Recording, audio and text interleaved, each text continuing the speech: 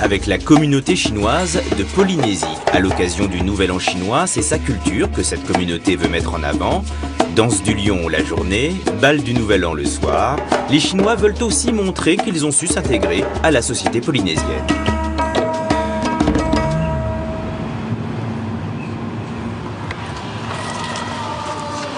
Aujourd'hui, c'est le premier de l'an chinois. On entre dans l'année du cheval de bois.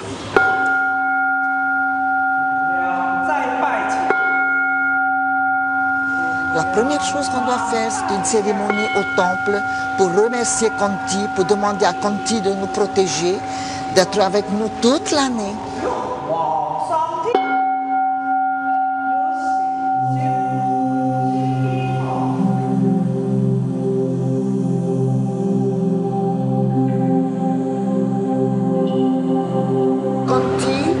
A été déifié parce que c'est un maître d'arts martiaux qui vivait en Chine. Il a sauvé des millions et des millions d'habitants contre l'invasion des Mongols, des Mandchous. Alors, quand il est décédé, quand il est mort, donc tous les habitants, les pauvres paysans là, qui ont été sauvés ça à chaque fois, l'ont déifié.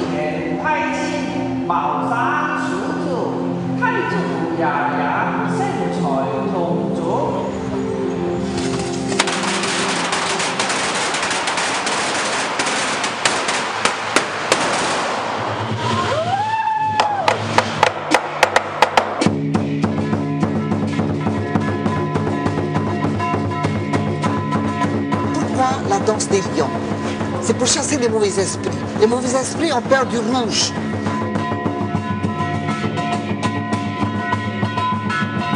Et en plus, j'espère que vous avez remarqué, il y avait 8 lions. Parce que le chiffre 8, c'est un chiffre par bonheur qui symbolise la fortune, la richesse.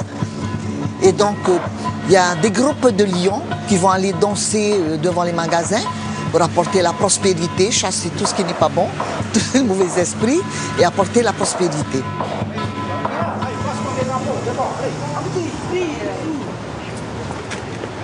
Tu te mets à compter. Alors là, dépêche-toi. Viens, à vitesse. Alors, drapeau, lycée.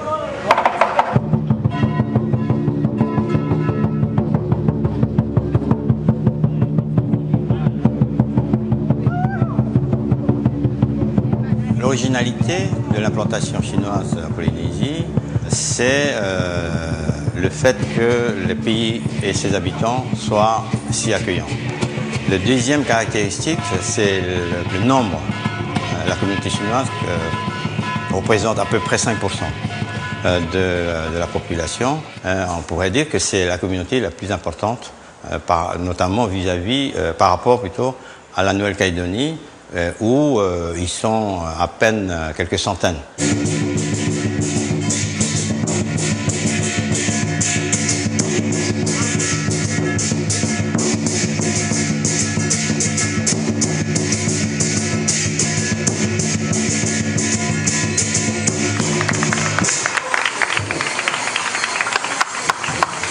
Comme on est en Polynésie française, donc il y a un métissage, on a aussi bien des Chinois comme des Polynésiens, il n'y a pas de souci.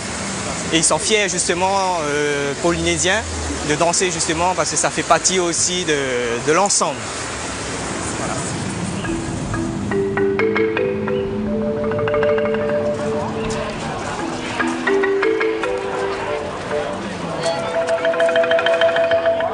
Aujourd'hui, toutes les associations qui représentent la diaspora chinoise se retrouvent ici.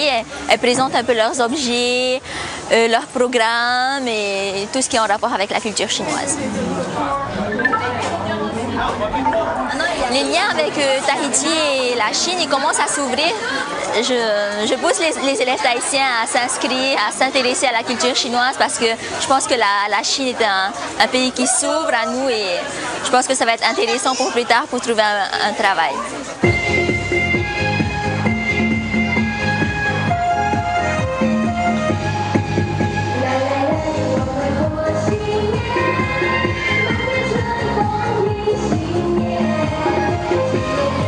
J'ai un tout petit peu de sang chinois, oui. Je me sens chinoise, surtout car le fait de parler le mandarin. Sinon, quand on me regarde comme ça, on n'a pas l'impression que je suis chinoise. Mais je ne sais même pas c'est quoi ça. Yao. Yao sha, yao sha. Yao sha, yao sha. Ya. C'est un échange entre le public et nous qui chantons, qui peut nous aider à traverser. Le public normalement doit répondre. Nous on arrive pour t'aider.